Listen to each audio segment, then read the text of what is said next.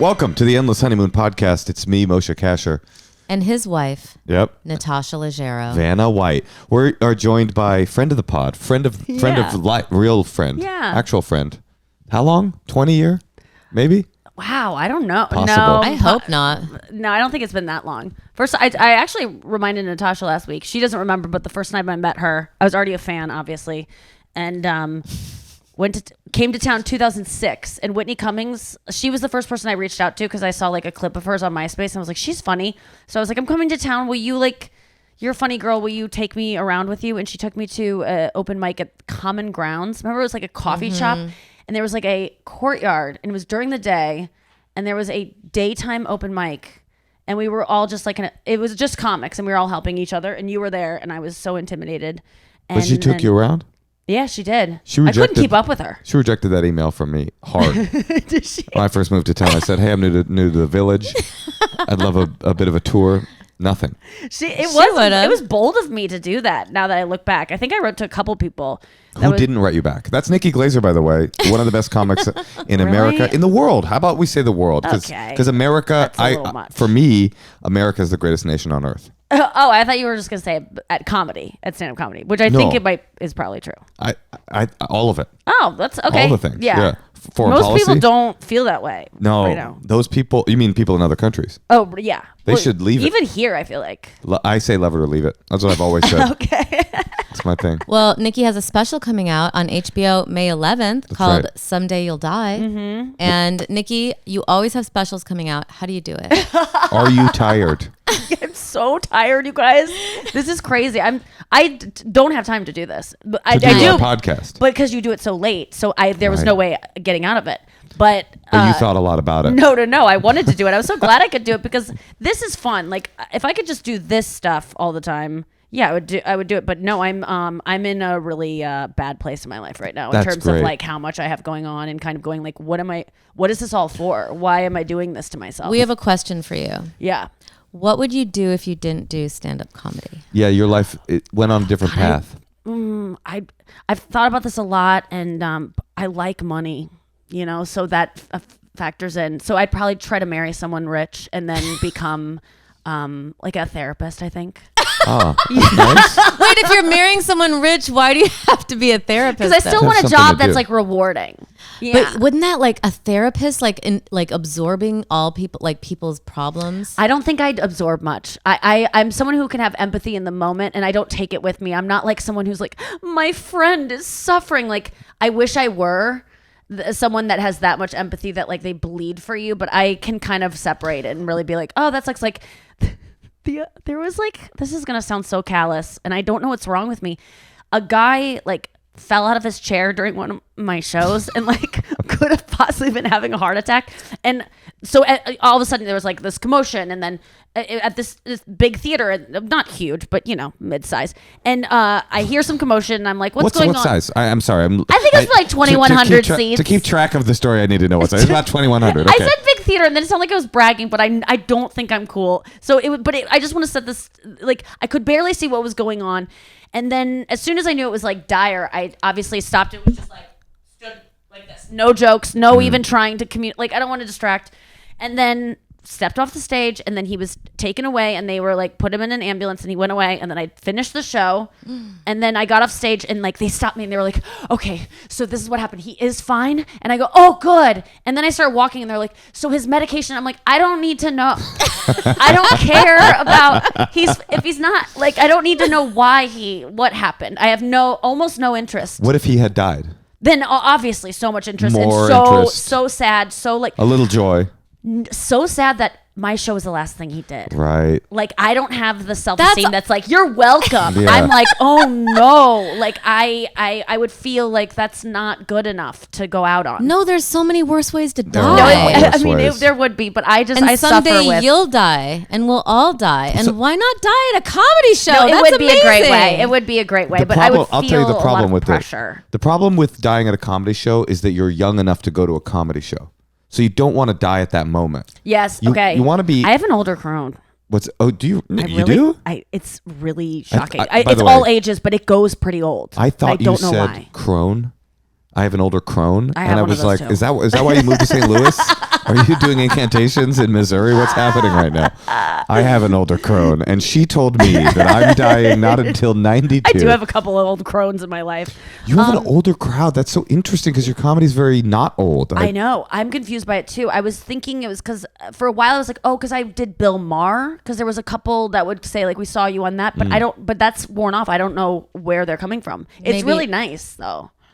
Yeah, you just can't be like in your 70s at a comedy club because you can't hear. Yes. 80s. They don't get any of the little like subtle lines you say after you say the punchline, the little tags. They miss out on all tags. They have so many skin tags, they can't hear tags. Do you find yourself feeling, and I don't mean actually old, but culturally old? Are you feeling? I'm starting. Yes. No, you're on TikTok all the time. No, I'm not. You're not? I'm not on TikTok at all. I'm on my phone all the time, but I do not do TikTok. It just feels. What do you do on your phone all the time? She's still on MySpace looking at Whitney's clips. I think I'm still I think I'm on just texting on a girls chat on WhatsApp. Like I have 9 of my best girlfriends from all my life. They're really? all of my girlfriends, on all of my WhatsApp? best friends from grade school through college to a couple stand-ups, and like they're all on the same, we're all friends together, we're all best friends, we are constantly talking. So a lot of that, and then at night it's Reddit and it's YouTube. I do Reddit. Reddit is for adults. I think so. Reddit's for grown men. What do you guys do on Reddit? I learned so much. Yeah, you read a lot. Mm-hmm. People who comment, like, it's funny. People are funny. Things get upvoted. So, like, people tell stories about their lives. People are anonymous, so they feel the need. They share stories. There's lots of good, like, the subreddit, like, Ask Reddit, will ask an interesting question. What's the scariest thing you've ever seen in your life? What's the most pain you've ever been in? And you just get to read all of these people's stories. And then, I'm in different, like, Taylor Swift subreddits. I'm in hundreds of subreddits. I love it. What do you get out of it? I do public freakout is my r/public freakout. I don't do that, but men love that. r/surfing. I'm on there. There you go. But I also will go to Reddit in order to I use it the way some people use Facebook groups, like for actual information. Like if I want information on where to go, like in Taiwan, when we went to Taiwan, I'd go to r/Taiwan, ask a question. I went to r/Taiwan to find out if Taiwanese people considered Taiwanese food Chinese food, and started a whole flame war on that. You got a lot of upvotes. I didn't. They were just mad. Really? Because Taiwan and China, they got their little sticky thing going on. So I use it for. I'm just gonna nod like I know anything about what you're talking about. Well, I'll explain. Actually, that's what the theme of this podcast is for me to kind of break down Taiwanese and Chinese history. So I'm glad you made some time. Wait, I have a question, Nikki. What is where do you start? Like, what were you looking at last night, or can you tell us something you've looked at recently? Go on, and so it's like your front. It's almost like your For You page or your front page. It's just all the top commented on things, the most popular things within the subreddits that I'm on. So, yesterday was a lot of Taylor Swift and Travis Kelce at Coachella. So different like shots of them. I didn't even like to watch it. I don't want to see it. People keep sending me that because I'm a huge Swiftie and I'm obviously obsessed with their relationship. But I don't like seeing people freak out about her around her. I want people to leave her alone. So I don't like, even if she's having fun in the crowd and she's like listening to the music and he's got his arm around her. It's like the first time she's ever been in a huge crowd without so many bodyguards. She can't be in crowds. It was actually like a pretty big moment as a Swiftie to watch my girl like huge for me. Out in public. Right. You know. I'm a Kelce. I'm a Travis.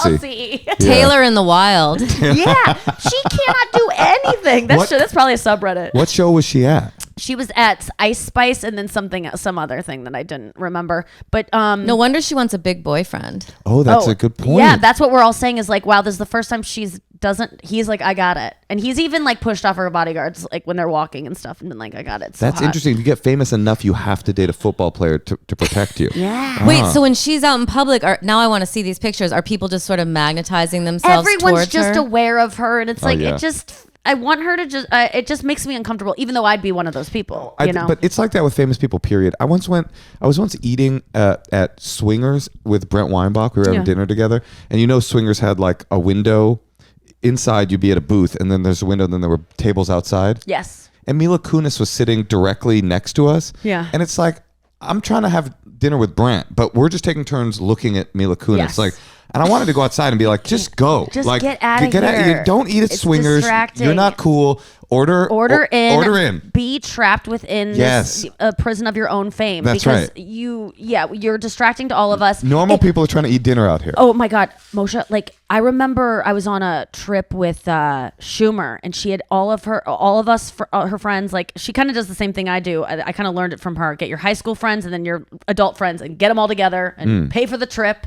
And then you just have you're the nucleus of all these people, and you have a fantastic trip. And I was on one of those trips, and one of the times she's like, Jennifer Lawrence is going to stop by. Yeah. And I just was like, no, man, like even though, because everyone's going to change. Right. And everyone does. Everyone just sits up straighter. It's like, oh my God. Like everyone Everybody's just doing different. like the Mockingjay hand symbol and yes, stuff. Yeah. Yes. Even me though, you No, know, I like know. I know I just can't be cool, and it sucks for them. That must suck. I was at a party once with Brad Pitt, and everybody was either standing around Brad Pitt or pretending they were too, or like making a joke about how they were too cool to go stand around Brad Pitt. It's like you're in He a ruined room the with your party. crush. Yeah, that's right. You know, where you're like aware of what they're doing at all times, and you're trying to have them see you at a cool angle, like looking cool, but you can't even be in the conversation you're in because you're thinking about that person, and it's exhausting. And So you're an amateur therapist. What do we do about it? What should we About think? what? When you're in a room with a famous person like that, like how do you let it? How do these Swifties? How would you be in a room with Taylor Swift? I really I haven't thought about it too much because I really just don't even want it because I don't think I'll be able to handle my my nervous system. I mean, I was recently around someone who is very close to her world, and my teeth were chattering You were as I around Ice talked to Spice? this person. You were hanging out with Ice Spice? Someone even better, even Better closer. than Ice Spice? Yeah. There's nobody Natasha knows. Wait, oh. Good. Yeah, we were recently hanging out Wait, with you someone. can say it. We'll cut it out so that I can We have a hang fun out with her reaction. husband or her boyfriend. The thing. Are you not supposed to talk about it or No, something? we can talk I about think it. we can talk about it. Yeah, we were. I think right. We did a show with Travis You did Kelce. a game show. God, I would have fucking freaked out if I had been there because you know me. Kelce, I'm a big You're a Kelce. Kelce. I would have been fucking Yeah, panicking. holy shit. And like when Natasha came home at night from doing the show, I was like panicking. I had her put on shoulder pads and stuff and just like impersonate what he had said that day. I heard he was a charmer. He was amazing. He was so nice and really personable and didn't think he was cooler than anyone else. And which good at the job. And great at the job. And thanked everybody. And I think that he had a really nice vibe. And Would he you was say he's not- one of the best game show hosts of all time? I think he could be. I think do he could. too. He definitely has He's a definitely promise. what the No people want. question. I just am so- and his dancing, and he made it his own quickly, and he was just comfortable with it. And you know what I really appreciate in a host, because we've all done these shows where the guy has done 20 of these in a week, and we're just there for one day, and it's hard for them to like get excited, even for the celebrities that are on the show. He made every show feel like you could not tell that he was tired or like, oh, another one of these. He was like, that really means something to me, and took the time to like know who we were and acknowledge us. I thought that was cool. But on camera, I was fine interacting with him. The second it was like stop down to do something, and he's just like, oh, hey, so you said you're from Cincinnati? Where'd you grow up? And I was like, love the cliffs. I stumbled over where I was born. Cottonmouth. I sounded like I was lying because I said the wrong city at first. That's and really then my funny. teeth Yeah, I'm were from Cincinnati. chattering. Yeah. Like I was cold, and I wasn't cold. And I've it never had- had this happen to me. And it's just because of his proximity to her. It wasn't him. I do admire him, and I like him a lot. And I've watched the documentary Kelce. That is so funny, Nikki. But I was shaking. It was I've bad. gotten cold before. This is reminding me of when I was single. I shouldn't even tell this story. Please. But I would get so like horny sometimes that my teeth would chatter. Okay. So and it's reminding me makes sense. physiologically of what you're talking about.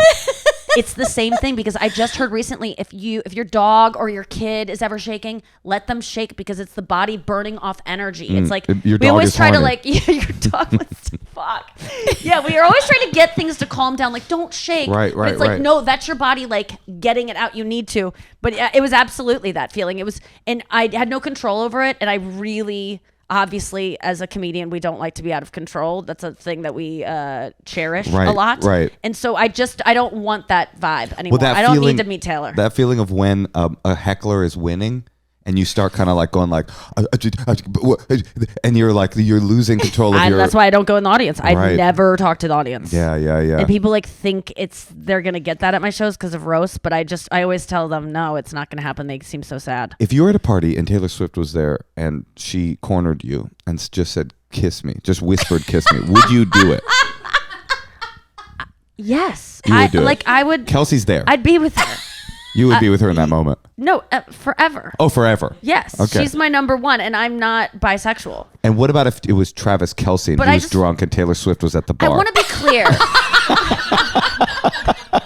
I would I didn't even want to get close to him because I don't want any, like, not that he would ever be like. I didn't want to have any. I don't want to talk to Taylor Swift's boyfriend. Like, Right, I want sure. respect.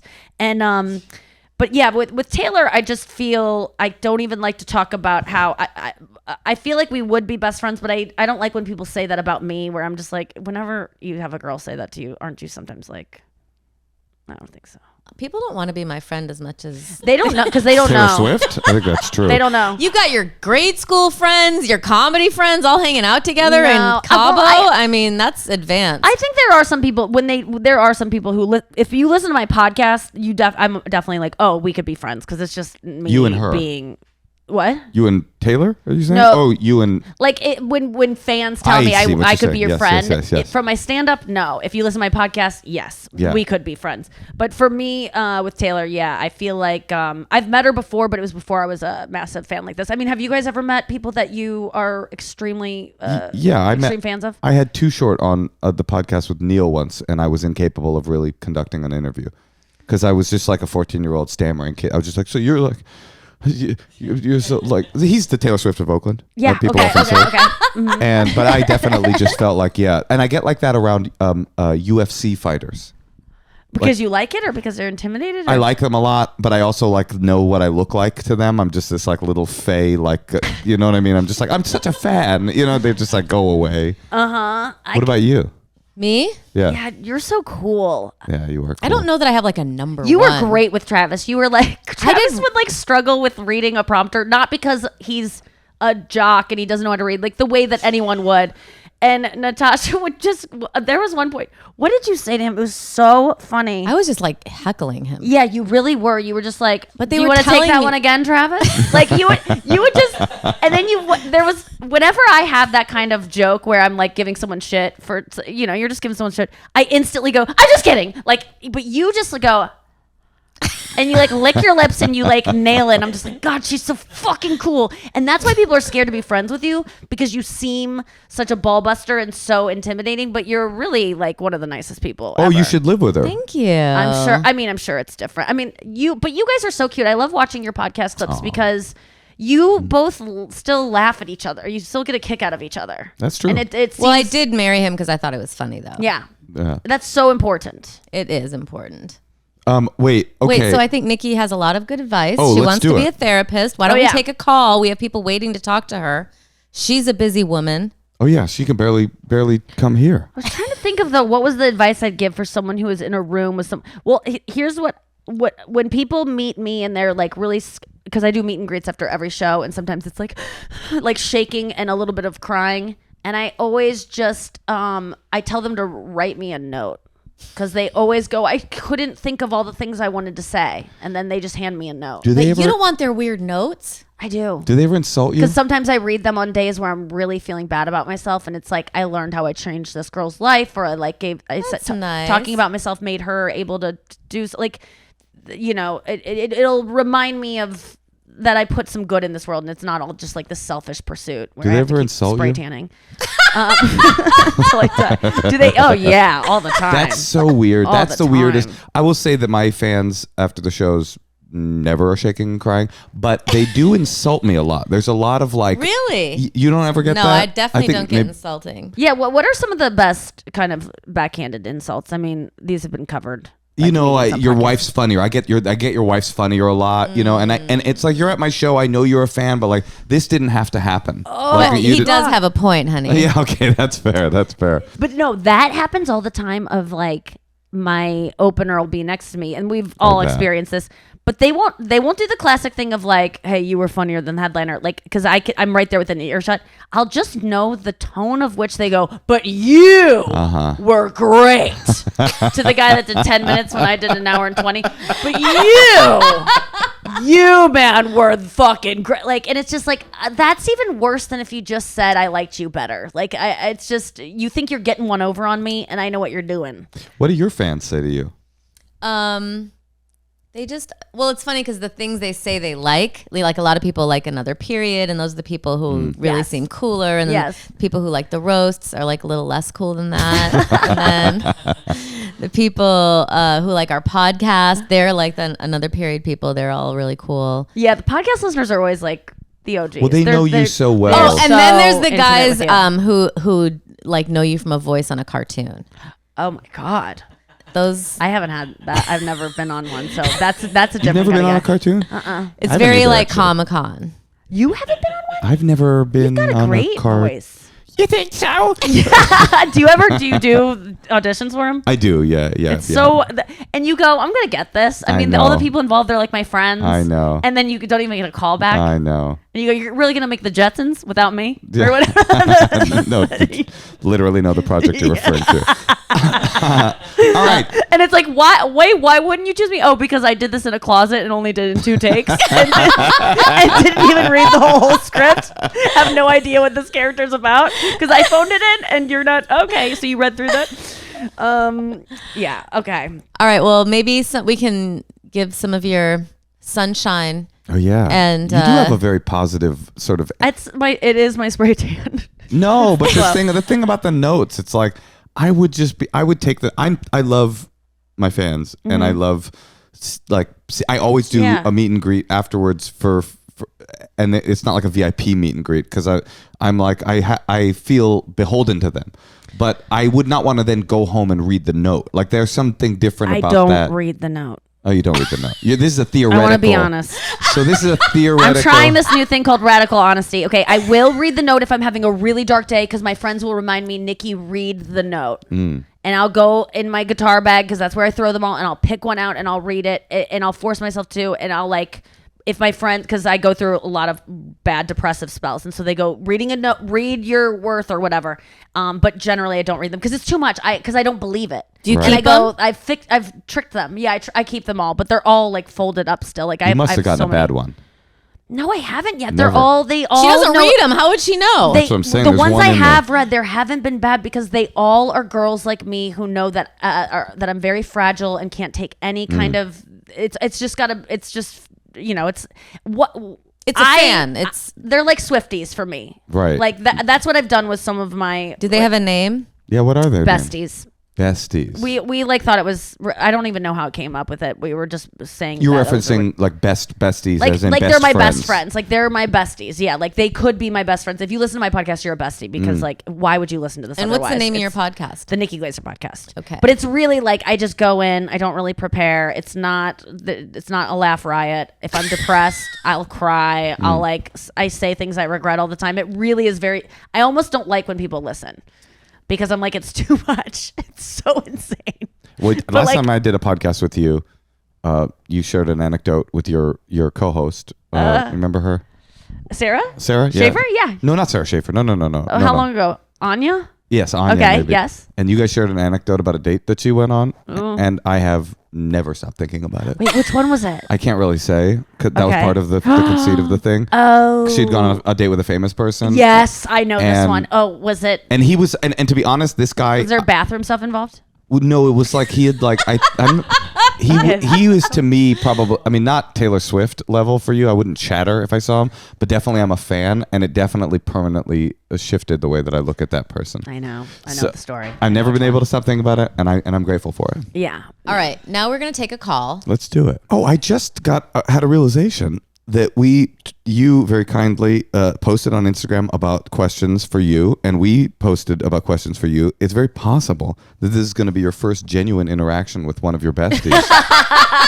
And they're going to be fucking stammering and chattering all horny style like they're on their way to a booty call in 2000 and 2008, so like me. Comfortable with this? No, I do meet and greets after every show, and I do That's paid. amazing. I do paid ones, but I will say that if you have can't to afford, at that level. you can't afford it, I'll just give you one. How do you? How just do have they? to. You just have to go up to the merch, but like I only say it on my podcast and like stuff like this, Yeah. of like people that are just like genuine comedy fans. Yeah. I'll give you a free one. I don't care. I do have to put up a paywall for No, I get it. if you do everyone, then everyone wants one. You know, like, and they don't even care about meeting you. Right. I take hundreds of pictures after every show, and like one will get posted on Yeah. Instagram.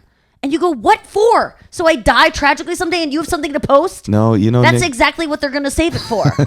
When I die in a plane crash, boom, they have something to post. I know that's what it's for. I've done it. We all Wait a minute. know. Okay, hold on. This is revolutionary to me. You're saying people don't just have those photos and think when someone dies, I should post it. They take the photo in order to. It's Okay. like a stock future. I don't think that they made. No, I don't think they're thinking that far in advance, but I do know that they will go, yes, when they see the breaking news You know about what's a my death. I just took a picture with her that I did nothing with. You know what's a different spin on it? Maybe when that fan of yours is having a bad day, is in a depressive spell, they scroll through their photos and they think of hope that they do. time that they did the VIP meet and greet. I hope they do. At the- Because I do the same thing Taylor Swift. I always just try to act the way I wish Taylor Swift would act with me if I met her. So I'll always go, I love you, and I'll like touch their face sometimes and like do this with their hair because I would like that. And then in pictures, like she's always just like she leans her head like on their shoulder, and I think that's so sweet, and I would want that. And this isn't with everyone. This is only with the ones that I'm like, oh man, they're kind of giving me a vibe like I would give Taylor, and then I just want to give that back. You know, this reminds me of Wild Wild Country a bit, the way they would talk about the guru in Wild Wild I Country. never saw that. I haven't seen it yet. It's the one energy. cult doc that I didn't see. The energy of you and Taylor is kind of giving me that vibe. I really got to keep it cool because I do think I'm going to be friends with her someday, and I just don't can want see all that. these clips to come back to haunt me, and then she like suddenly stops texting me back because It's like something Can't- resurfaces. It's It's like happened Can't in Buy Me relationships Love. before. Nikki, you can say after every picture, you can say tag me. Yeah, That's good. No, don't do that. you don't need to do that. Would that change things? Would you rather Tag meet? me. Would you rather meet? There are times where I'm like, I nailed that one. Can you post it, please? Would you rather meet Christ or Taylor Swift? Taylor. Yeah, interesting. I don't even know what I'd say to that other guy. And he's back, and that's got to mean a lot for the world. He's back, but just for you. That's what's Okay, I interesting get it. about it. Okay, all right. We're going to call Allison Elizabeth We're gonna call Elizabeth. in Western New York. I've been to Albany. That's great, honey. What is Western New York exactly? I think we could ask Elizabeth. All right. Elizabeth. Hi, Elizabeth. Hello, how are you all? Hey. We're great. We're here with Nikki Glaser. Hi, Hi. Are you Okay. a bestie? I would love to be a bestie. Okay. That's so sweet. not panicking so far. I will Okay. say the energy is No. not too nervous. Yeah. You actually are being a little too cool, Elizabeth. I'll be honest. You're not freaking out enough. I'm containing like an overwhelming amount of emotion about being here. Oh, Yeah. there you go. There we go. There we go. I like that. Okay, perfect. So let's just dive into it. How can we help you? Well, so very recently I decided to like re-enter the dating scene after many years of being single and like really not looking. So I've joined the apps with like an adventurer's spirit, but I need some advice on like when and how to reveal to somebody that I'm interested in hooking up with that I don't have nipples anymore because of reconstructive breast surgery. We get this question constantly. Oh my goodness. Okay. This Yeah, is not the refer first to time. episode 42. Yeah, we can't do this Well, again. let me start by saying you got a nice rack. Yeah. Yeah. So They're great, right? Like, that's they a did start. good job. Yeah, they're I think just, this it's, is early. You think how I early? think it's like first date. First date? Totally, because it's an interesting story, and it's obviously like that says a lot about you and what you've been through, and it's like that's probably your cancer is probably a topic that you would bring up on a first. I don't know what Is it's there like. any way we could wait till the second date? Yeah, I'm gonna go with second date for sure. Really? I do feel. This is why. Well, here's the should problem. But I out like there. I like the early Early, idea. I like to. Here's Nikki. Here's my problem with first date. And Elizabeth, this is my if advice. it comes up. How could it come up? He's like, Elizabeth, you're lovely. Let me just ask you right off the bat, do you have nipples? Do you have nipples? Because that is something no, the reason first date is bad is because you're giving me, and it seems like it's not true for you, Elizabeth, based on how like lighthearted you're being about it, that it doesn't define you. And first date is giving me it defines me vibes. You know what I mean? Yeah, you're right. Like in the beginning, I go, oh, this is her primary narrative. This is like all she thinks about. And so I'm pushing to second or third. Okay, yes, okay. And let me clarify too, if cancer comes up, you can tell him about the cancer or her on the first date, but maybe not the nipple part. If it comes up. And then even that. I don't want to hear about cancer or nipples first date. I want to hear everything. What? Then why do we have to take everything so fucking slow? Like, this is the thing that annoys me about dating is like all these rules of like on a first date you have to act like this. It's like, well, I would talk about not having nipples. I'm not saying for you, but like for me, like things that people are like, Nikki, you shouldn't reveal that. It's too soon. It's like, well, then if someone can't handle it, and I know people go, well, you need to. I just feel like, why do I have to? I don't want to pretend that.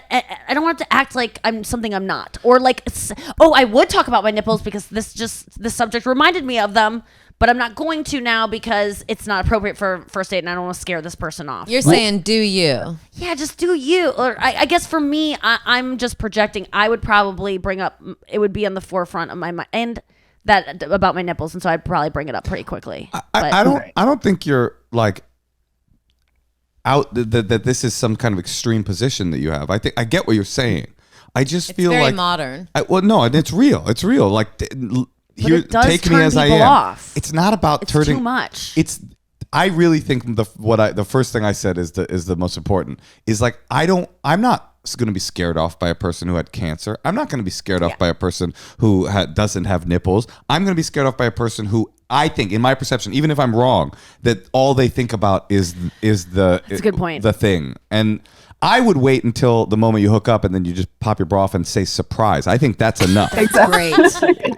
So I have gotten that advice from somebody who was like, well, their reaction is going to gauge like whether or not you want to follow through. Oh, that's so No, funny. give them a little warning. Everyone will be like, wait, what? Like, that's just not, no one's ready for that. Yeah, there's no reason to not tell them. But it's cool. Yeah, like I guess to clarify why this is on my mind really is like, I feel like I have fortunate circumstances from start to finish, which like does kind of give me the luxury of like making light of it. And it is definitely not part of my like identity, but I specifically wrote in to talk to Nikki about it because I am trying to be a hoe and I do want to have like random hookups with people that I don't necessarily. Is that what Nikki's trying to do? Are you a big hoe? We didn't know you I were talk a lot about sex on stage. I think that people are like, that I'm pretty open with these things. This is a mystery. I want to be a huge hoe. Nikki, I was flattered. I'm so flattered. I feel like you're positioned to empower me a little bit. Yeah, I appreciate that. I think well, if you want to get out there and you just want to hook up and lead with sex, then bring up your nipples like right away. Like let's just get in there, right? Yeah. But if you're looking for a long-term thing, like I think it's a mixture of what we're both saying. Yeah. Of like not make it like your party trick. I can't. Or like like it's the only thing interesting about you and you just can't wait to tell everyone. It's just, but if I think it's just once you get to know someone, once you're like already like I'm gonna fuck this guy, like you like or girl, like once you're just like I know this is someone I want to sleep with, like have some fun with it. It's kind of a sexy little secret, and I feel like I would feel maybe it would be a false sense of intimacy, but if someone told me about them not having nipples or something in their bathing suit area that they were disclosing to me, I'd feel like very close to them. Right. I get that. They're letting you in on their I secret, think it'd be cool. Yeah. chamber. Can I ask you a mechanical question? I'm just out of curiosity. Can you get nipples? I can get like nipple tattoos, which I will intend to do. So like there's a lot of like community tattoo shops will do them for free, which is great. Oh, and they're really realistic. They look 3D. So like at first glance, like maybe nobody would notice, but then it's still flat. So you could also get like flowers tattooed or something else tattooed on them. That would be kind of cool. Yeah. Or swastikas could be kind of fun. That could so be kind of a fun right zone. If you really want to hoe out, I would say swastikas are going to. So I want to let you know I don't have nipples, but I do have 2 swastikas. Are either of those a deal breaker? The Chinese symbol for nipple would be hilarious. Wait, what's it like to not have because I feel like a lot of times I have to wear a bra because I have nipples and because that's like indecent to have that poking through. It's the worst thing you can imagine anyone would see that. And then if you don't can you go braless more often? But I guess you got pretty big boobs, so is that and they're like the recommendation is that you do keep a bra on as much as possible because it's so malleable after the reconstruction. But like, it's weird because like sometimes that sensation of like when your nipples get hard, like sometimes that'll still happen, even though it's like phantom nipple. Wait, let me think about meeting Travis Kelce. Okay. So you'll have phantom hard nipples. Kind of. Whoa. It's weird. Do you? Can I keep asking incredibly personal questions about this? Give one more about her tits. Wait till the second date. date. Do you feel aroused when a person touches or kisses that area of your breast, or is it the same as everything else now? They take a lot of nerves away, so like I can't feel really much. Like if I lean against like a cold sink or whatever, I can't feel it. So got it. Could you post on Instagram without blurring anything? Yes. That's cool. Really? And we got it's Barbie chest over here. Whoa, oh my god! It's just the nipples they care about. Those things poking out of our shirts. Yep. I'm wearing a bra today because I felt bad but I kind of like when nipples pop out. It's so funny that I was on set with you last week and I had to call out for nipple covers because I was wearing like a sheer bra that had no like padding or whatever to protect it, and that studio was cold, and I was like, I need the pedals or whatever, and I was like, because I have to cover up this thing that I'm already covering up, by the way, but I have to cover up even the shape of it might show underneath, which would be distracting, even though men can have them out. Yeah, but I can't even have the shape of it underneath cloth. And it made me mad for a second, but I've had like sets stop down because they're like, they don't know how to tell me that my nipple's showing, and the whole set will stop down, and it's embarrassing. It's like you had your period all over. And we're waiting, and I go, "What are we waiting for?" You could, yes, it is. And then I can hear everyone talking and producers talking, and I just go, and I realize, and I go, "Is this my nipples?" And you can feel their energy? Like I was like, what? Usually they would come energy. to me if there was some kind of issue of like what was delaying us. I have an in-ear. Like it was when I was hosting the show, and I remember one day being like, is it my nipples? And they're like, yes, Nikki. Like, is this okay? And I go, it's fine. Jennifer Aniston did it. That's why she's famous. It's because her nipples were hard for the first 3 seasons of Friends in the 90s. I can have one scene during an elimination ceremony on F-Boy Island where my left nip is kind of popping out. What's going to happen? People aren't going to pay attention to this exciting elimination round because what's the worst that could happen if there's a nipple being shown? The grip is going to get a boner, probably. Right. The grip is going to have to go grip. Fumble the mic hits the guy. or the guy with the sound right next to you. Yeah. He can't touch it. That would be funny if the boom op dropped the boom mic and you go, is it my nipples? Like you knew somehow. All right. Do you feel a little bit better? Do you feel like you've got a plan of attack? Yeah. I have something for you. I have 2 suggestions. One, what if you never tell the guy, and when he like touches your breasts or sees them for the first time, you never and I'm talking for the life of your relationship, you never admit that they're not there, and you just gaslight him to death. Do the Tommy Boy thing. What'd you do?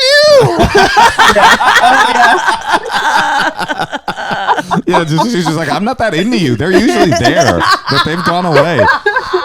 But here's what I really think. The phrase, if you want to be a hoe, if you want to like have some casual fun, I think Nikki's advice is right. You say to the guy, listen, I'm into you, and I'm thinking like I want to get naked with you. So I just want to let you know when we do, this is what happened. I think like you couch both things. Like, I'm gonna have fun with you. We're gonna be intimate together, and so I want you to know this thing, and so you can make it not like a sob story, which it doesnn't seem like it is for you. You too thirsty. You disagree with me? Yeah, I disagree with you saying like, hey, I can imagine myself getting naked with you. No, that's all inside your head. You say that stuff, and then you just slip, like you go like, so have you ever been with someone, or like, are you a nipple guy? You could ask that.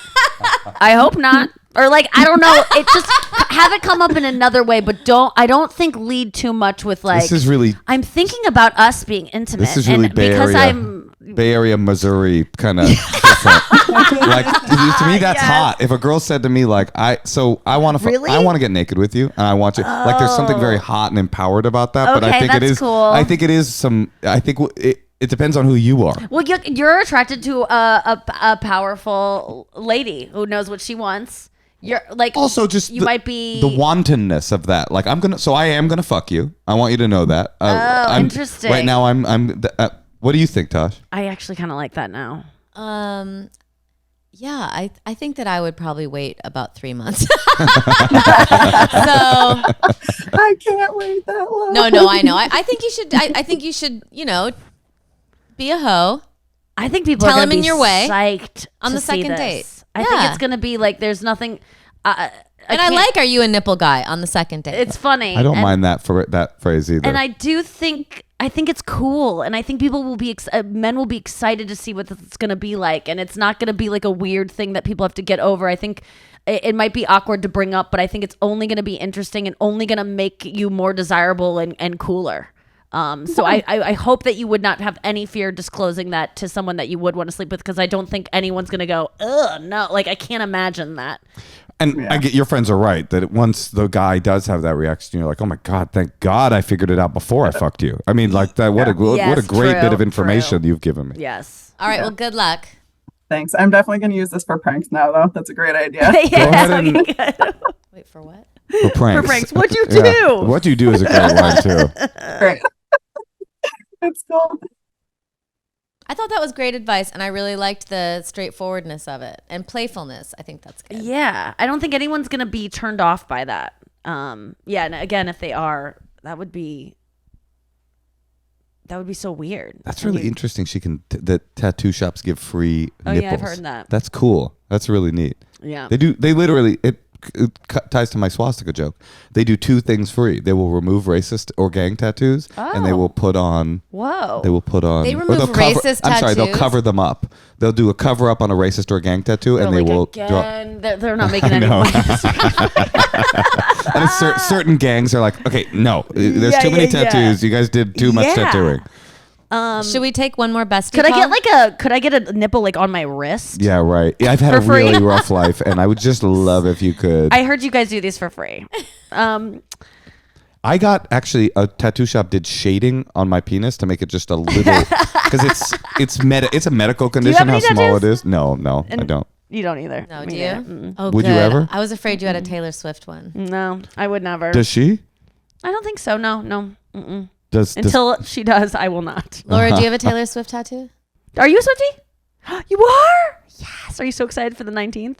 Oh my God, I'm excited for the 19th. I mean, what's happening on the 19th? Oh. New album drop. We're gonna find out a lot. We're gonna find out a lot. So she's gonna spill the tea. Big Okay, time. yeah. It's already spilling. Yeah. We're excited. All right, let's do another call. What do we got? Who do we got?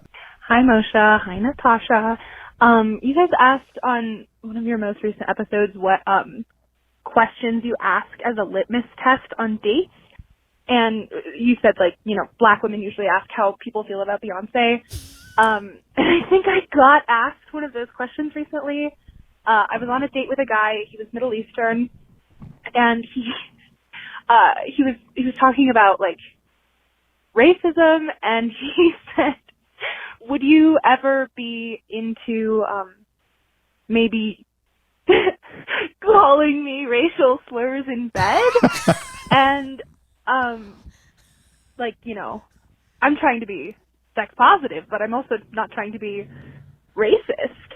And I was like, I won't, but I support you.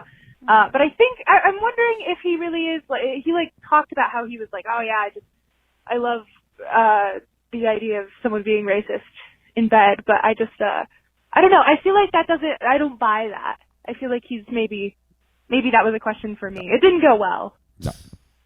So whatever. It doesn't matter if I When answered did right. But Wrong. I don't know. Yeah. Bye. When did he ask this? Do we know? It sounds like first date. It's like, I don't have nipples time. That's crazy. No, this is Too not early. the same phenomenon. That guy, what I was talking about is that I heard this podcast about that it's a trick question that black women will often ask on dates. They will say, what do you think of Beyonce? and the answer that the guy gives them back will determine whether, in their mind, how he feels about black women in general. And it's like a hurdle that you have to get over. I love that. Depending on the way that you answer. Yes. And it actually, strangely enough, we said white women are going to start asking about Taylor Swift, but that was the joke. Do you ask guys on a first date if they like her? No, I would be curious. If they hate her, then it would be over. Well, if they have no like, not that they have to like love her stuff, but if they're just like ugh, then I'm just like, you're cool. Then you think you're cool and you haven't given it a shot and you have bad taste. That's exactly the phenomenon that the Beyonce question is for. This guy, I don't think that was that. I think this guy's into race play, and he wanted her to call him racial slurs. So that's a thing. Yes. That is definitely a thing. Yeah. I mean, the things I want people to do to me in bed are so horrific. Name 5 of them. No, I'm joking. The things I watch I was watching porn last night and I was like, what the fuck, Nikki? Like, do you want this? Like, this is so cruel. It's like the stuff I'm into is like women being really like, it's mean. Mean to men? No, it's mean to the women. Like, it's degrading stuff, and it's really turns me on, and I feel like, what's wrong with me? So I can kind of relate to this guy of wanting to just be like someone to be disgusted with who I am and like almost hate me. I mean, it's really like psychologically a fucked up thing, and I should probably work to fix it. But get over I understand it. This comes back. Doesn't sound like it's giving harm unless it's to you. No, it's really just turns me on. Like, it's not giving harm, but it is probably conceived of harm. Right? Yes. It's probably. Well, I think it comes from like this deep low self-esteem I have that I'm always trying to combat, and that I've done a lot of good to do away with. But I think in a sexual context, it just like it really. It's maybe the last to go. Yeah, it might like be. You've worked on it in all these other ways. Or maybe it won't go. This comes back to that Bay Area in me. I think that there's like, if you're doing things sexually that make you feel horrifying afterwards, that's an alarm bell. Right. But if you're into things sexually that don't make you feel like shit, but they're in the realm of fantasy, I just don't see really. No. I don't really see the harm. Yeah, as long as it doesn't carry over after you come, and then it's almost like it's a little embarrassing afterwards because you're like, I can't believe I just told this person to do that to me, and then now we're just like, hey, is the charger on your side of the bed? Like, it's just this mundane. Can you turn the air down to 67? Like, it's just, and I've just been, I don't want to go into detail, but it's like, I never feel the shame afterwards. Yeah, then I think you're. Sometimes though, when I watch porn though, I don't think these women really love what they're doing because the stuff I'm into, no one would get into porn to do that. Natasha's got this weird thing where she has to wear pearls and the long gloves when we're in bed together. I always thought that was weird. Well, Nikki, I'm fascinated. I would love to know, but I guess I'll just have to imagine, like everyone else listening to the podcast. Oh, like, okay, like fisting. Hardcore gagging and fisting. Gangbangs, choking. I don't like spitting. I don't like pissing. I don't like them writing like, pig on her face and stuff. But sometimes that is in the videos of the stuff that I'm watching that I like the other things. I'm not joking. Yeah, the babe spoof. I've never seen a fisting video. Oh, really? I never thought I would either. Let me please be very clear and say that this is where porn goes. Like, if you watch it long enough, it's a what's when a disease is just degenerative? Yeah, is that the word where it just gets worse? Do you watch porn, Moshe? Yeah. Okay. Do you like the ads that come up? I feel about porn the way you feel about Taylor Swift.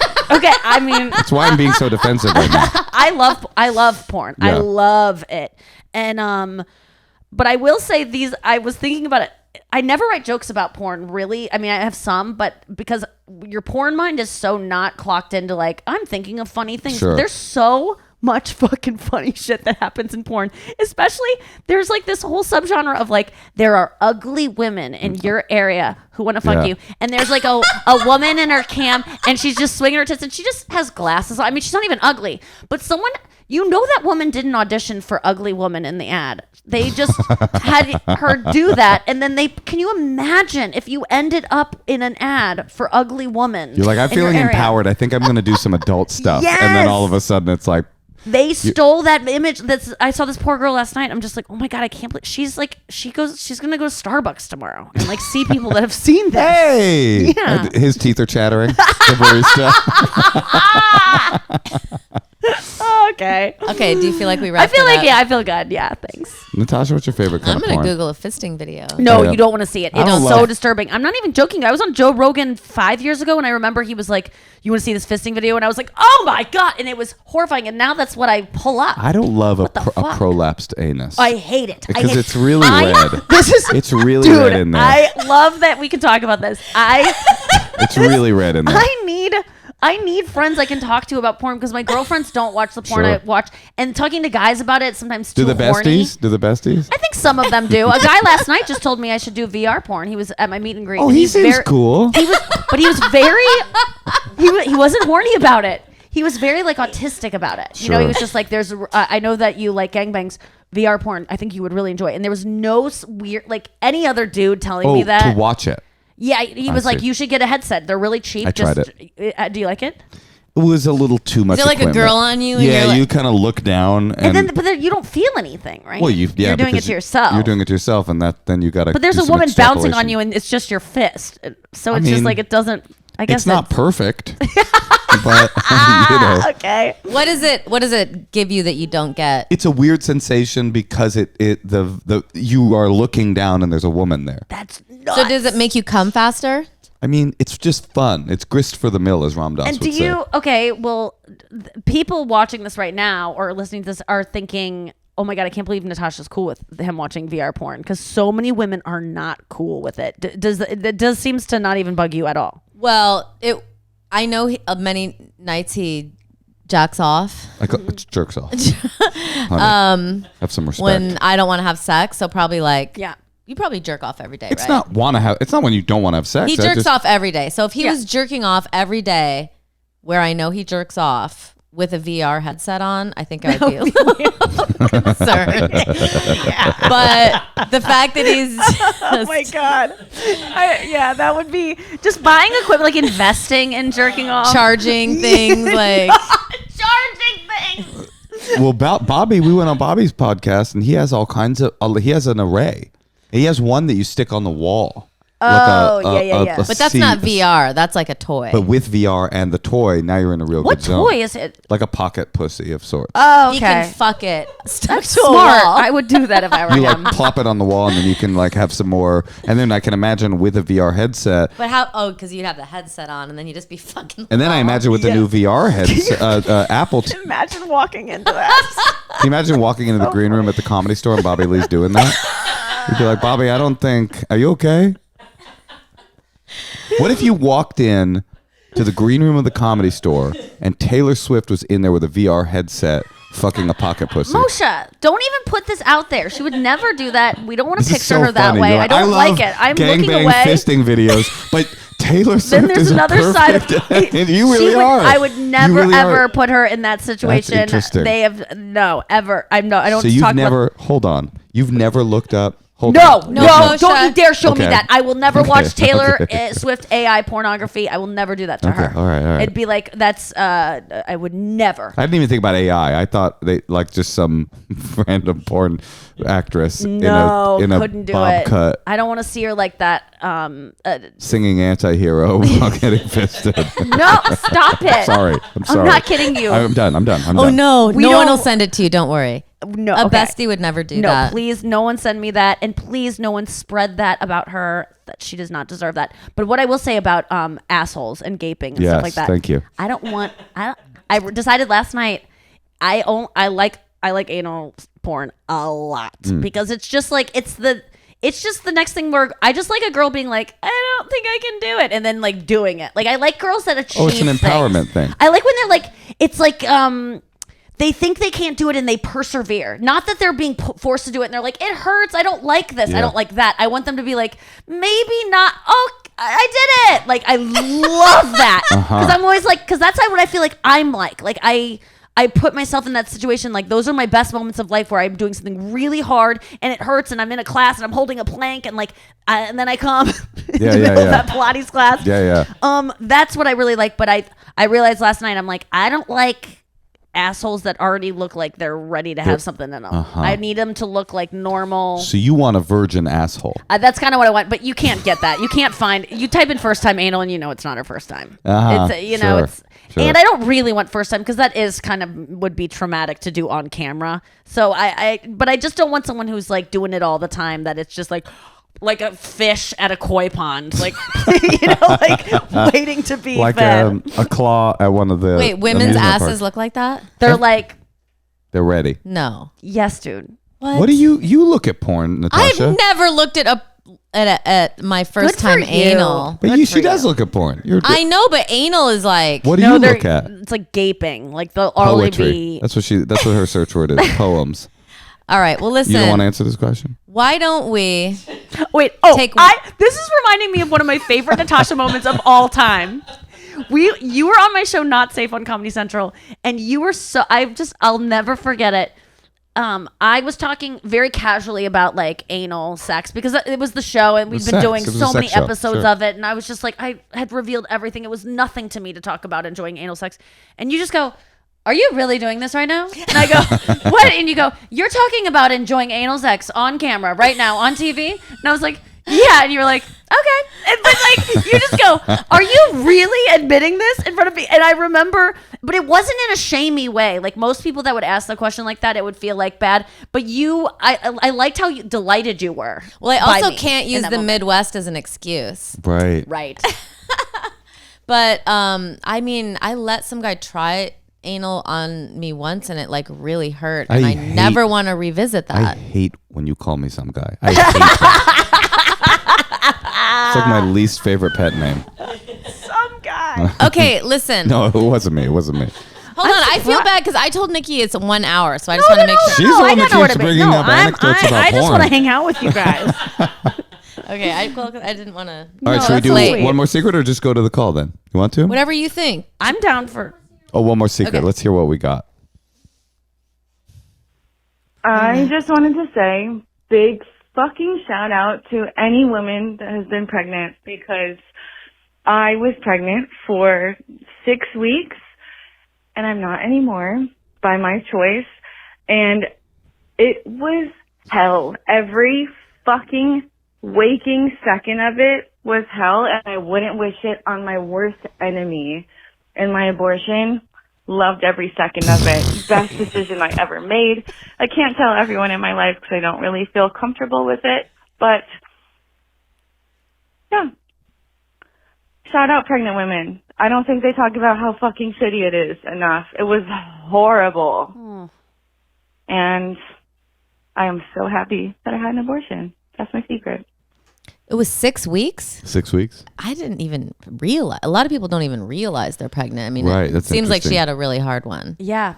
My friends have been going through really bad first trimesters. Real bad. Where they can't even look like at a pile of blankets because it looks like some food that they might.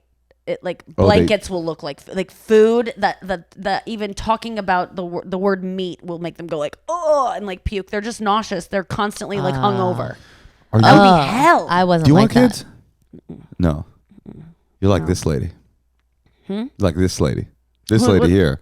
You don't. I almost feel like she got blessed to hate pregnancy so much. Oh, this lady. You know what I'm saying? Like there feels like there was something about her desire to not have a child that was making that experience so viscerally uncomfortable for her. I agree. She sounded like really angry about which I am too. Like I'm projecting right now, but I feel angry that so many people think I'm missing out on something by not having kids. And I feel like angry about when I assess how much we are told that this needs to be the thing that happens for us.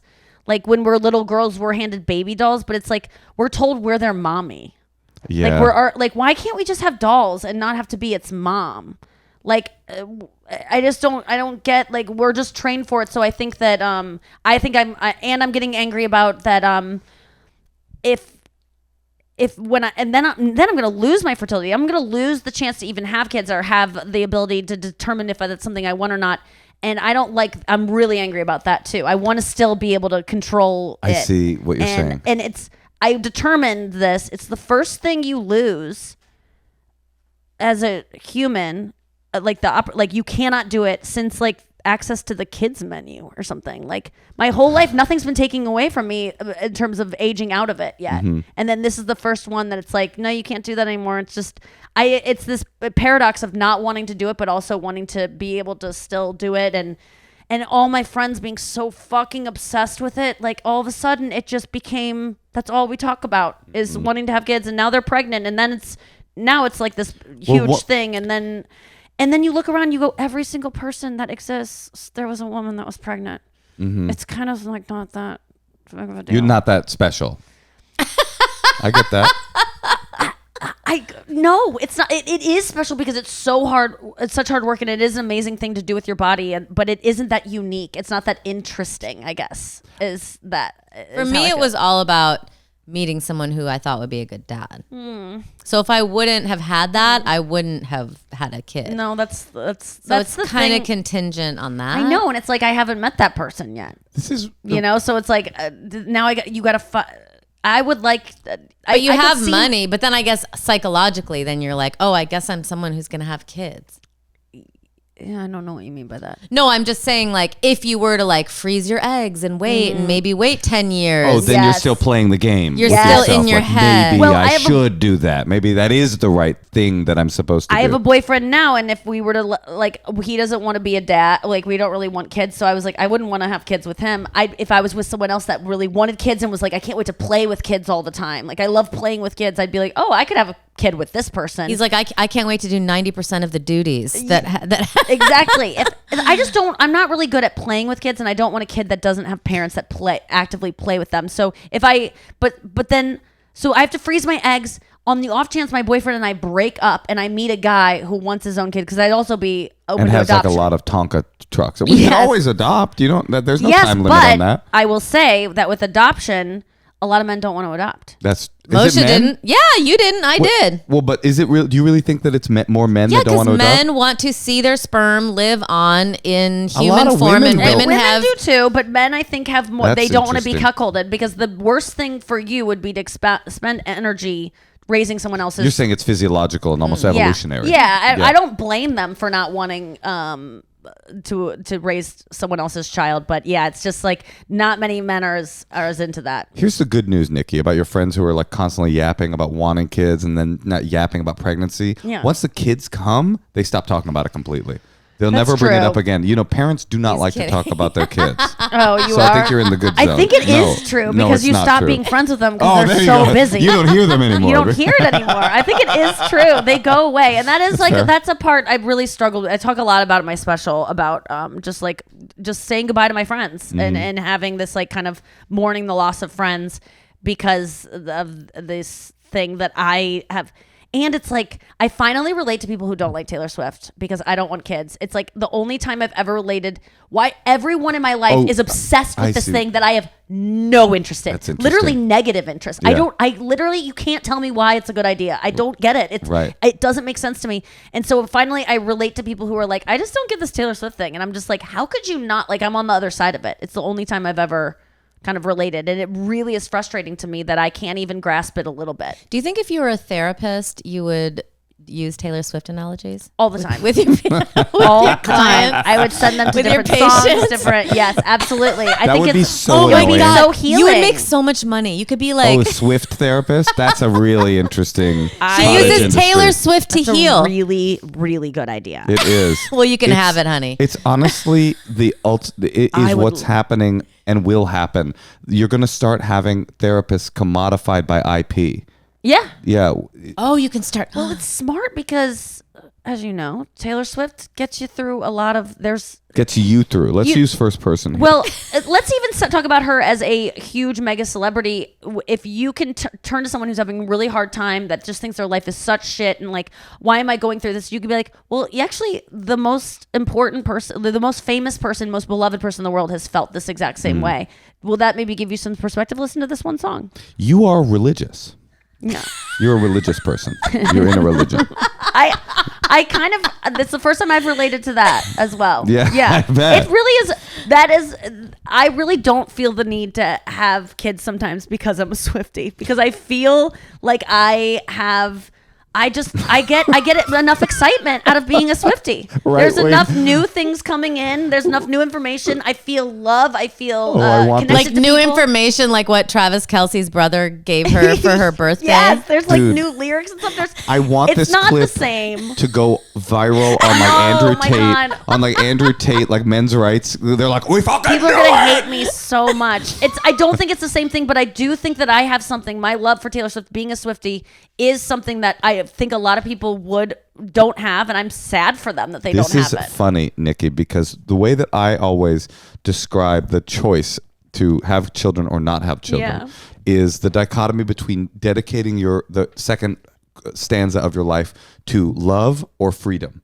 Which do you dedicate yourself to? Oh, that's not fair to say that she's not going to have love if she doesn't have it. No, that's not what I'm saying at all. You're so right, though. That is so... And Taylor's about freedom, maybe. That is...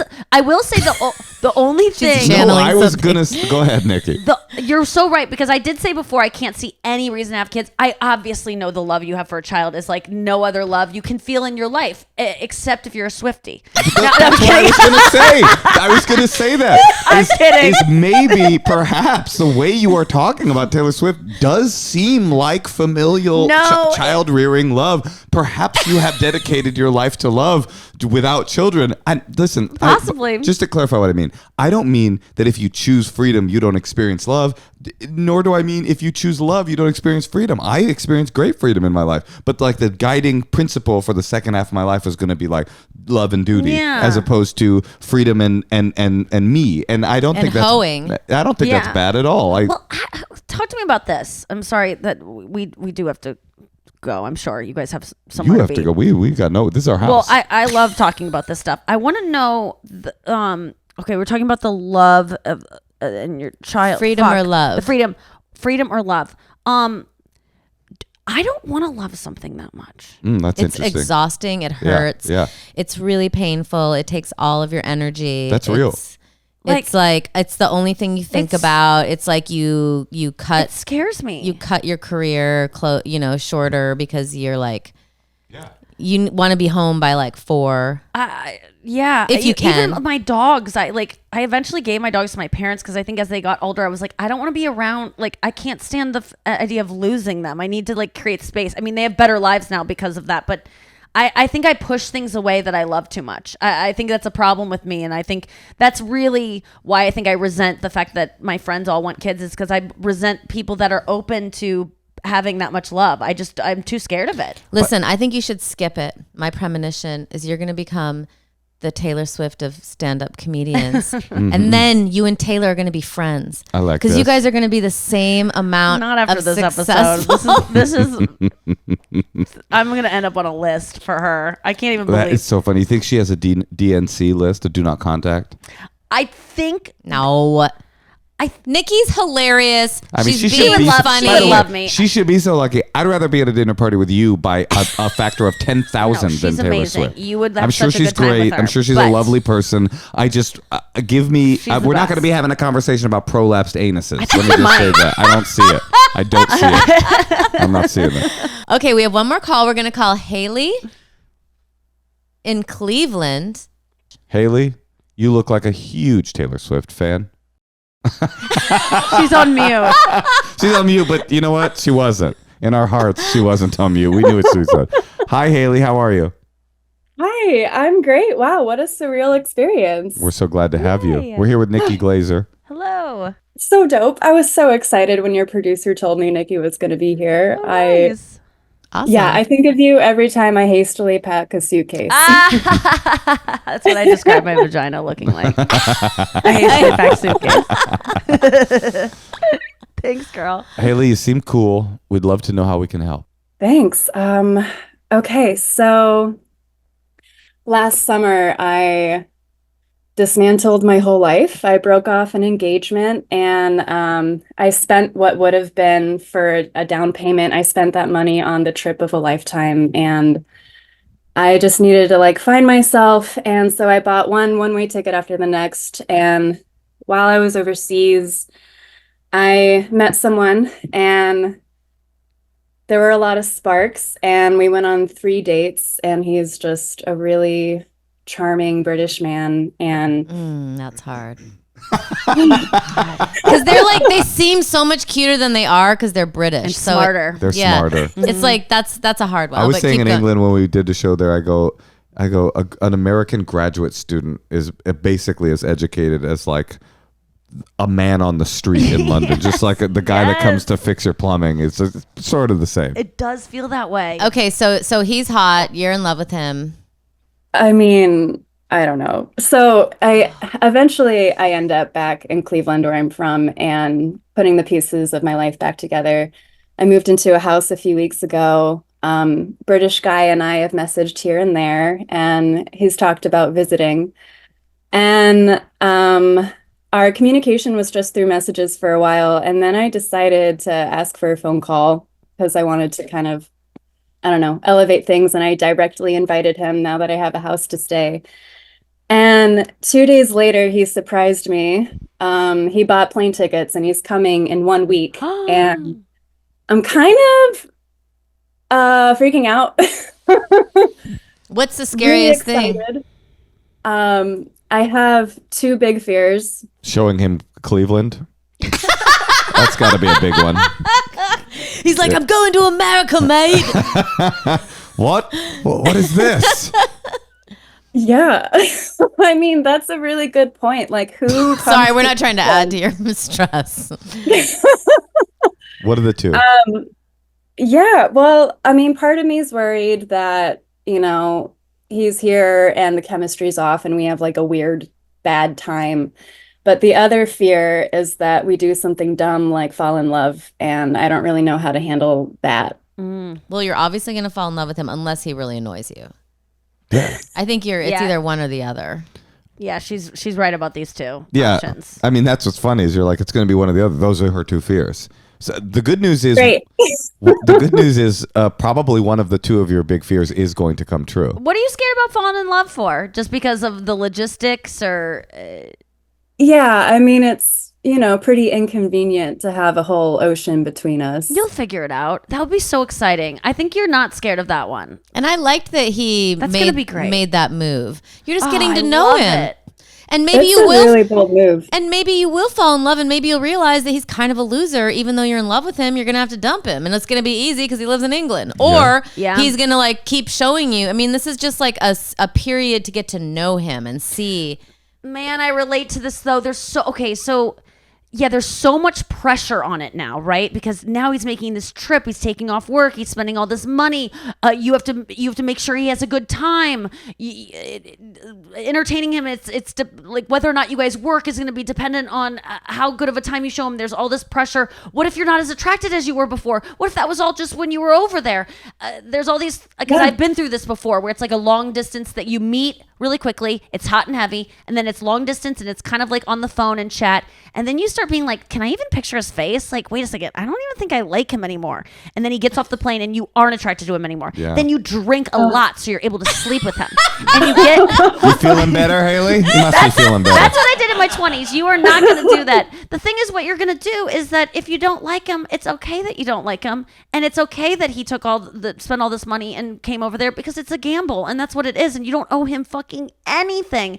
And so I recently felt this way about something that I'm like set myself up for, and then I was just like, well, what if you don't give them what they want? And it's just like, your feelings aren't going to be wrong. They're your feelings. So just don't feel bad if the spark is gone, if it's not there, and honor that, and don't do anything you don't want to do just to be nice. You're an adult woman. You can do what you want. He made a decision to go over there. You didn't ask him. You didn't beg him. You didn't say, sell this so you can buy these tickets. It was his decision. So you don't owe him fucking anything, and let yourself off the hook. Just have a good time, relax, and think. And you don't have to sleep with him. You don't have to kiss him. You don't even have to fucking hug him. He doesn't have to stay with you. None of this is expected of you. He's doing this on his own, and just relax about it. Even though I'm sounding very upset about this. I'm telling you, just relax. Have a good time, but what if he thinks he's staying with her? Is he staying with you? Oh, he is. Yeah. Okay, great. Well, he'll stay with you, and if it's bad that first night, he can sleep in the guest room or on the couch, and then he gets a hotel the next night, and he can always just fly back earlier. Yeah. How long is he staying? 1 week. A week. That's long. Oh, I know. Need to be a whole week if it's not good. And you can also jam pack it with activities, some things that you already wanted to do. I don't know what Cleveland has to offer. Maybe there's Basketball like a symphony, or you can go to Hilarity. Yep. Book a bunch of stuff. Rock and Roll Hall of Fame. Hell yes. Yep. Have a slight itinerary. You are showing him around the city of yours. Like if there's a cool building or an old restaurant, or make a reservation. Like just kind of like have a plan a little bit. Maybe you guys can go to the movie theater. I don't know. Just like. And then if he's annoying the shit out of you, he's a grown man and he can figure out his own time in Cleveland. If you really aren't into him anymore, you're gonna win either way. But just don't do anything you don't want to do at any point. I used to do this too. International does create wrinkles. Like logistical wrinkles that Nikki was talking about, but I would do this too, where I would have these, and it doesn't sound like there's a pattern of yours. It sounds like you went on your Eat, Pray, Love trip and unfortunately came home with a case of love, and and so I would have this. I've said this on the podcast a lot. The good thing about long distance relationships is you could have the intensity of an emotional relationship with somebody without any of the logistical kind of boring realities of an actual intimate relationship. But I also really think that dating is a lot about information retrieval. And this guy... And that's what this week is about. Totally. And that's what this guy's gesture is about. He said to you, he doesn't want to go to Cleveland. I mean, come on. I like Cleveland. Don't get me wrong, but it's not like high on the. I wouldn't go to Cornish on Wall or whatever if I was going to England. But at least you're not getting used, because any British guy would like, I'll come to LA to meet you. Right. You know, like he just wants to like get his foot in the door. Like this is all about you, at least. He said something really clear and bold, which is, I'm so interested in you and what we found together when we met that I want to explore it further. I'm going to come all the way to you. So that's like, oh, that's amazing information. Thank you for that information. This whole idea of, I used to date with a focus on like spark retrieval. Like that was my whole thing. I was always like scanning for sparks. I was like, where are the sparks? Is the spark count high? And if the spark count started to go low, I go, oh my God, it's over. And then I would like run away. And it was drugs. It was like, I was like looking for crack. And I think like you just, to the degree, because when they come to visit, it's such a fucking pressure chamber of expectations. And to the degree that you can, what Nikki was saying, like, be like, I am here to extract more information. I'm not here to feel sparks. I'm here to connect deeper with this person and see if there's a future with them. And so you just, like, to the degree that it's possible to have like a light touch with yourself and your expectations, and just go, I'm here to experience this man and see if this thing has a future. Not if I need to get a green card and a A1 visa and move to England. It's just like, it's not about that.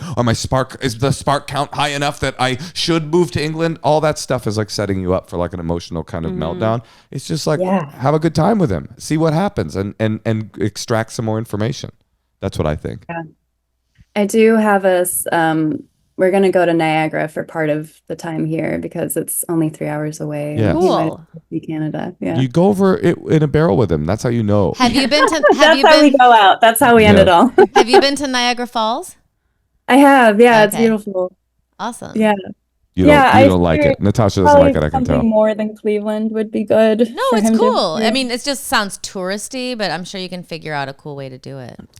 I could tell Natasha hated Niagara Falls by the way she asked you if you had been to Niagara Falls. Have you been to Niagara Falls? I mean, one of your big fears, this is what's a thing to focus on. One of your big fears is that the man coming to visit you is the love of your life, and that eventually you will decide to leave this sinking ship and move to England. Oh God! And that sounds great. Yeah, sounds one awesome. of your biggest fears, yeah. And your other biggest fear is that you'll determine that you don't need to continue to waste your energy on a fantasy that isn't real. Both of these are good outcomes. These are both good outcomes. I felt this way though.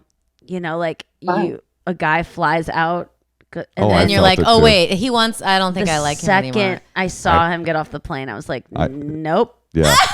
And he is No, like, you we've could tell. been talking about like sleeping together. We haven't slept together yet, and now I have to. But I was too young to stand up for myself and be like, I'm just not into him anymore, and that's okay. I felt bad. There's something wrong with me that obviously I've betrayed him. Yeah. And I owe him something. So I slept with him even though I didn't want to, you know, and we don't have to do that kind of stuff. So just. That's cool. I want to be more like that. It's really hard to be like that. Like that comes with maturity. Yes. This is like me in my 20s. And thank God I just drank to the point that I could like sleep with him. But it was just, it was a horrible situation to be in. And I think oftentimes that people dealing with like we're meeting up all of a sudden have these expectations of like, but what if I don't like the way he looks suddenly? Then I have to still do it. You don't. You really don't. By the way, Nikki, I've been the guy. Yeah. No, I've been the guy who got off the plane and the girl was like, I remember. What was it like? Oh, you remember that, honey? It was so toxically painful. This was the one. I mean, this was a huge romantic moment in my life where I had like all these realizations that were really good for me. It was a woman that I was like desperately in love with and chasing after, but was just like, anyway, I got off the plane to see her in Salt Lake City, and almost immediately I was like, this isn't gonna. And she started saying, I used to have a weirder, I don't know if when we met, I had like I had a bigger look. I had like a kind of crazy look. I helped him tone it down a little bit. Yes, you did, honey. You did have a big but look. it was big. And I remember her saying, I can't bring you home to meet my parents looking like that.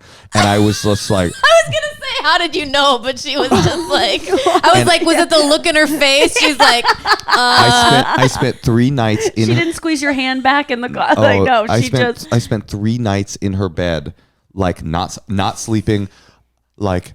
I felt physically ill. It's a horrible ill. Story, Moshe. I've been that too. I've been on that side of it but too. Here's the good part: it's horrible. I flew home after that. I was feeling like physically ill. This doesn't really relate to you, Haley.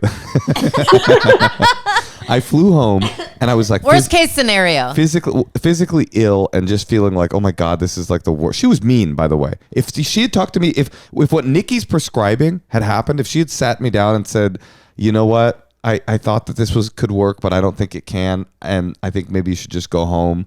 Like, I would have been hurt, but it would have been a different experience. Yeah. I went home to this party, and there was an ex-girlfriend I had there that was at the party, and all these friends, and I remember looking at that ex-girlfriend who was always so kind to me and sweet and just was like, just loved me, and I probably could have been a better boyfriend to her.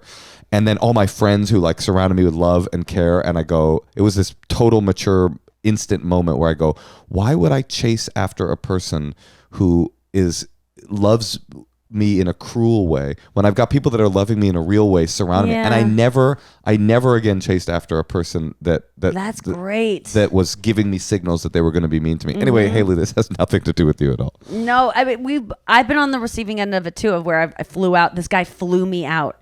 And then when I land, you could just tell he started talking to some other girl within the 12 hours it took me to fly out or whatever. And then when I landed and I was getting my luggage out of my friend's car to go put into his, and he goes, why are you taking that? And I'm like, because I'm staying with you. And he's like, no, you're not. Oh my God. And he pulls back that plan, which he claimed that I said that when I was drunk. I didn't remember saying that. So then I ended up sleeping on the couch with this other. It was just a whole nightmare. But I slept with that guy too, even though because he was just like he just wanted to sleep with me. He didn't want to like date me, and I had this whole thing in my head. And I remember, it was the worst. But I did also have that realization. He came back so many other times, and I liked him so much, but I never went back because it was just so painful. And you just have to learn. You have to learn that. But you're not learning that, Haley. I'm sorry. I have another bit of advice. You should tell this guy all of the things that you're like. The anxiety that you're having. Get some of that pressure off. Don't be like smiling. Good idea. You should talk to him about it. Before he comes? I'm so excited to see you, but I'm having all this anxiety. You can even say, are you feeling anxious too? Because do you like nipples? Yeah. I hope you're not a nipple guy. But that's a good idea. That's a really good idea because I bet you he's feeling it too. And he will make you feel better and be like, we don't have to do anything. If it's not there, it's not there. I'll figure out my plans and you'll feel more comfortable. Or let's say oxygen is the best disinfectant. Like this whole thing, what Nikki's talking about, where like he shows up and you're like, oh my God, we've got to be physically intimate because he came all this way. And we just talked about how we're going to kiss when we see each other. But now I don't want to, but I have to because I told him I would. But if you say to him, I'm feeling all this anxiety about all these things. Man. Are we gonna be physically intimate? Is this gonna be great? Is it gonna be awful? Is it gonna be sparks? Are you gonna hate Ohio? Yeah. Ohio. What about Niagara Falls? What if what if it's not as great as it seems? Have you talked to Natasha about her experience at Niagara Falls? That's what I think. All right, It's one of the 7 wonders of the world, man. It didn't impress you? No, it's like an old Oscar Wilde quote or something where he said like, the worst, second to the worst part of marriage is the trip to Niagara Falls. Yeah. And it is very touristy, I'll give you that. Okay. I just think it's so funny. You sold your life and you went on this crazy adventure to discover what lies there, and you got an answer, and you don't know what the actual result of it is, but it's like I always say about my old AA sponsor. His only advice to me ever was show up, do what's in front of you, let go of the results, and pay attention. And that is exactly what Moshe does every day. That's what I do every day. But that's exactly what you have to do. All you have to do is show up, do what's in front of you. And what Nikki's saying is sometimes what's in front of you might be, oh, I'm not into this guy. Or it might be, oh my God, I just met my husband. And I'd add to that, be okay. Just know that whatever you feel is right, because your feelings aren't wrong ever. Pay attention. Like, it's just, you don't have to feel sorry for any lack of feeling you have or what you don't want to do. And I'm projecting a lot when I say that. I need to remember that myself. But I just feel like I oftentimes am like, I won't be attracted to this guy. And then I'm just like, you're wrong though. You told him you would be. You gotta do it. Right. And I think my feelings are wrong. There's something wrong with me. But it's like the anal porn. She's like, yay, I did it. Yes. I'm persevering. You had to be there.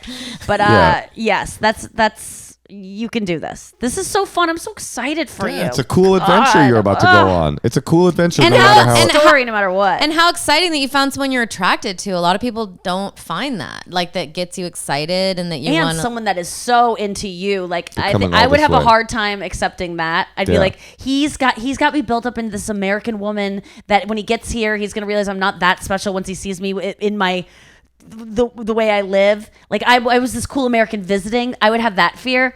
But like, he's not stupid. You're clearly awesome. And he clearly really likes you a lot. So just like trust that he knows what you're about and that you didn't fool him. Yeah. That's really helpful. And if he's lazy and mooching money off of you and you don't like his vibe, you're going to find out in a week. Yep. Yeah. Yeah. This guy knows what he's doing. He likes you. Yeah, no one has flown across the world for me before. That's a pretty bold move. It's awesome. He must like you so much, and you must have had such a good time together, and he's probably so attracted to you. And I would have a hard time believing that, like, oh my God, I'm not going to live up to what he thinks, but like, you are. He's not stupid. Yeah. You know this guy. You wouldn't think he would fall for something like this. Like, so you didn't trick him. You're worth this. We did have a really, really good time together. Yes. And you're about to have another interesting time of some sort. Yeah, this is cool. Sorry it has to take place in Ohio. No. Me too. No, it'll be great. And springtime's here. I'm sure that you've got like some flowers or something. I just think it's not every day that somebody like sets fire to their life on an experiment, and then the universe is like, okay, here's the result of that experiment, no matter what the result is. That's cool. It's like you went on a vision quest. I had a friend who once like did what you did, and she's like, I'm just gonna go across the world, and I'm gonna leave she was in a career path in journalism, and she's like, I'm leaving. And then she came back and she's like, I figured out what I want to do with my life. I just want to like hang out and smoke weed. And I was like, that really? And she's like, yeah, I just want to go to shows and smoke weed and I'm just chill. Where is she now? She's chilling. Is she having fun, or is it like? Yeah, she's still having fun. Yeah, I mean, that chilling doesn't age well. If that's your like. I mean, I don't even know who you're talking about, but I'm just saying in general. Yeah. All right. Well, Haley, good luck. Have an amazing time. We'll be thinking about you. Before we let you go, will you contact us after the day he leaves and tell us how it went? I will. Oh my God. Will you guys let me know? Yes, we'll let you know for sure. Okay. We need to know too. All right, cool. Thank you, Haley. Haley, let me know on Instagram. DM me on Instagram. Yeah, tag her too. If you have a picture with her, just make sure to tag it. But seriously, DM me and tell me even if he's like in bed with you and you're like, you need to talk to someone and be like, what should I do? I'm not attracted. Like, I'll be there. DM me. Yeah, just DM Nikki. She'll I answer appreciate it. that. Yeah, right. I'm invested. Also, I loved all of you on After Midnight. Oh, thank you. Yeah. That was a hilarious. Yeah. Such a good show. Well, it's still a show. It's still on. Yeah, we'll be back. All right, good. Haley, you're the best. I can't wait to hear how this pans out. Thank you. Okay, thanks goodbye. so much. All right, later. Bye. That's cool. Nikki, you are so awesome. You are awesome. You're so funny. You're so lucid. She's so smart. Yeah, you really true. have it all. That is so nice. I don't feel that way that often. Well, And it's true. Your guys' approval means a lot to me. You have it. And if you are not yet a bestie, you should become one by watching Someday You Will Die on HBO, May the 11th. The day before my show at the Troubadour. So it's going to be a lot of comedy that weekend for you. Yes. But you got to come check it out. That's cool. May 11th. Yeah. And then I have a show called Lovers and Liars on the CW. It's a dating reality show that just started, and it's free on the CW app. And it's one of the best dating reality shows out there. And not a lot of people know about it because it's on the CW. Yes. But it is free and it's really well done. And I host it, and it's really funny and it's compelling and it's cool. It's just, if you're someone who likes like Love is Blind and all of those shows, and you're like, what's my next series going to be? Like, try Lovers and Liars. I promise you, it will not let you down. It's on the CW app for free right now. You can watch it all. So we just download the app. Yeah, and it's just only been the first episode. So April 11th was the first episode. So you can easily catch up no matter when you're seeing this. And Lovers and Liars. It's pretty much F-Boy Island, but it's F-Girl Island this time. So there's a bunch of girls. Cool. Half the girls are there for the money. Half the girls are there to to get a boyfriend. And these three guys who have been on F-Boy Island before have no idea who is who. And these girls are good at lying. It's awesome. Have I told you my dating show idea? What? I probably shouldn't reveal it on this podcast. Because even fake funny ideas are great I know. ideas. This one's real. Forget What is it? I'm not going to tell you. Oh my God, let's pitch it later. Okay, bye. Let's do it. Nikki Glaser, one of the funniest people in the world, in England or Ohio. Check it out. May 11th, HBO. Thank you, Nikki. Thank you, guys. It's so fun.